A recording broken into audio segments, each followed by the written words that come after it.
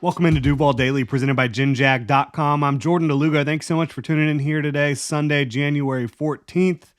The Jaguars, according to several reports, are set to interview Don Wink Martindale for their vacant defensive coordinator position. The former Giants and Ravens defensive coordinator is scheduled to be in town on Tuesday and Wednesday of this week to meet with the Jaguars. The Jags are also meeting with Ravens secondary coach and pass game coordinator Chris Hewitt over this weekend.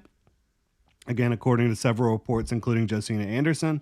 But talking about Don Wink Martindale, it's a really interesting potential fit for the Jaguars. I wanted to dive into his background, what he likes to do defensively, how it could potentially fit with the Jacksonville Jaguars, and what will be a crucial season in 2024. This is a team that has expectations, a team that needs to win now. So it's going to be really interesting to look at this. If you enjoy the content here, please like, subscribe, hit that notification bell. You can also check out genjag.com/shop, pick up some new Duval gear. So looking at Don Wink Martindale, and for time's sake, we're going to start just calling him Wink. His background, 60 years old, been coaching since the mid-'80s, spent a long time in the college ranks, been in the NFL since 2004, so about 20 years, right? He spent time with the Raiders and Broncos as a defensive assistant, became the Broncos defensive coordinator in 2010 for one season.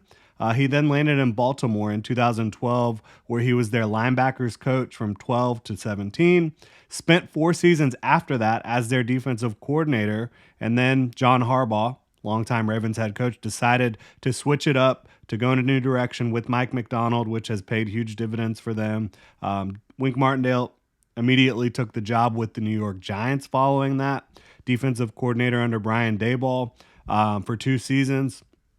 It worked pretty well for them. Overall, I don't think that they had the greatest level of talent in New York, so some of the numbers aren't going to really pop out at you. But they had a really aggressive, really good defense overall, in my opinion.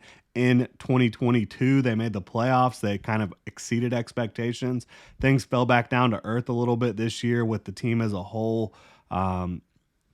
It's interesting to me talking about Wink Martindale. I think out of all the coaches, potential coaches that have been linked to the Jaguars job, Ajero Evero, Ryan Nielsen both got blocked.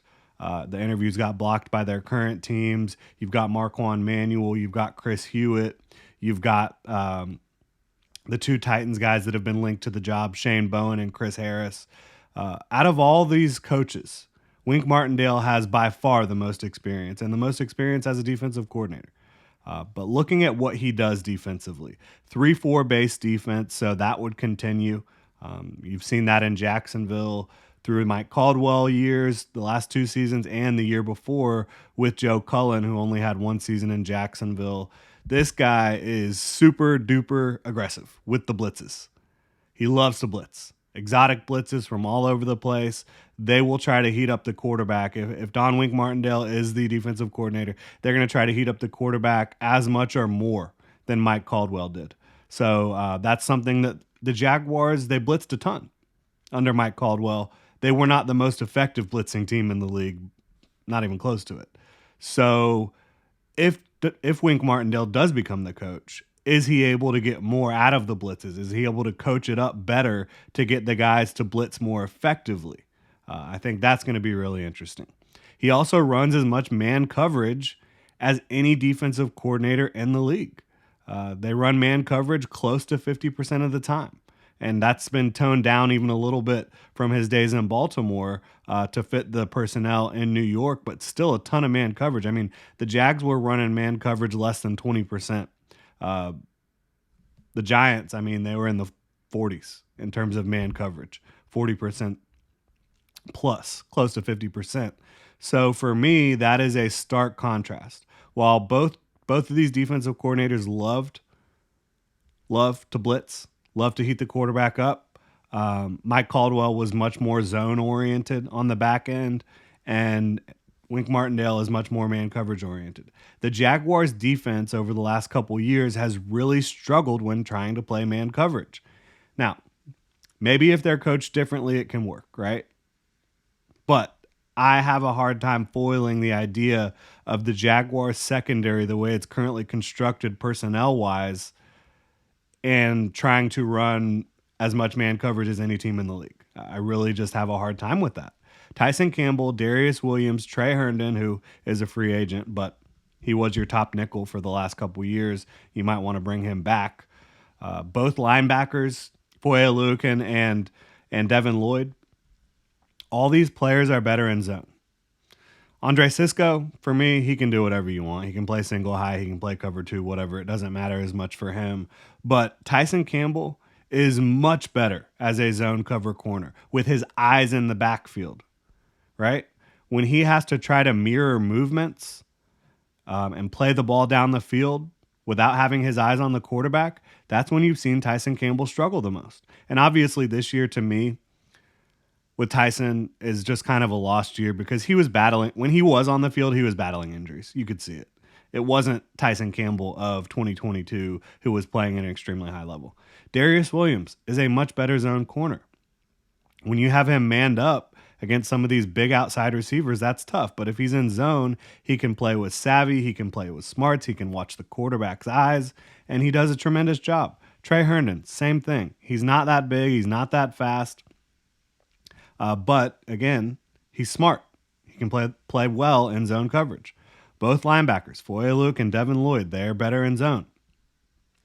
So how do you foil that? If you're going to bring in a defensive coordinator who he's a man coverage merchant, bottom line. I mean, that's what he does. So it gives me pause. You also have a guy in Wink Martindale who has a super strong personality, which isn't necessarily a bad thing in a vacuum, but he and the Giants did not part on good terms. Straight up. They did not. So I think that's interesting. You've already got some personalities in that building.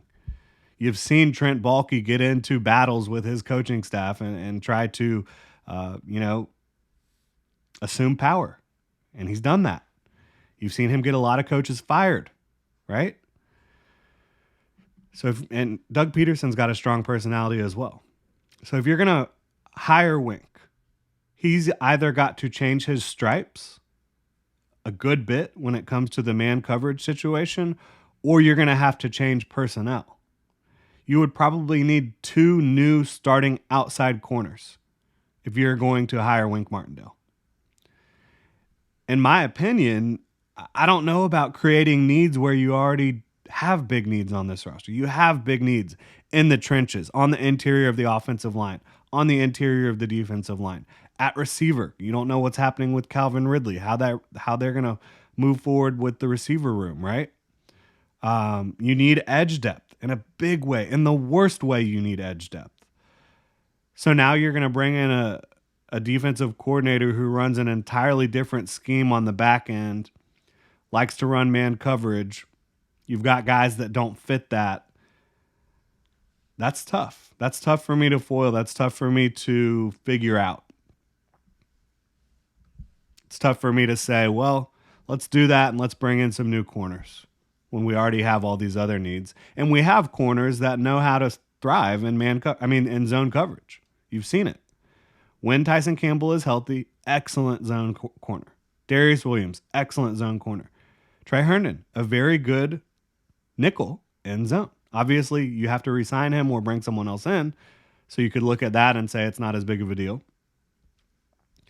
But the 2 outside corners, that's tough for me. So it's really interesting because I love Wink Martindale's experience.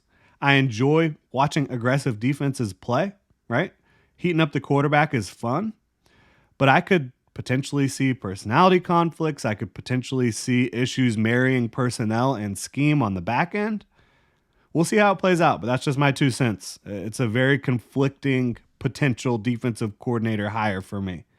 The Jaguars, again, they are meeting with Chris Hewitt, Ravens secondary coach and pass game coordinator today. They apparently had dinner with him last night, meeting with him today. The Ravens, they've run a lot less man coverage since Wink Martindale's departure 2 years ago, but they still probably run a lot more man coverage than I would feel comfortable with the Jaguars' current secondary personnel, the way they're constructed. So that's another interesting one.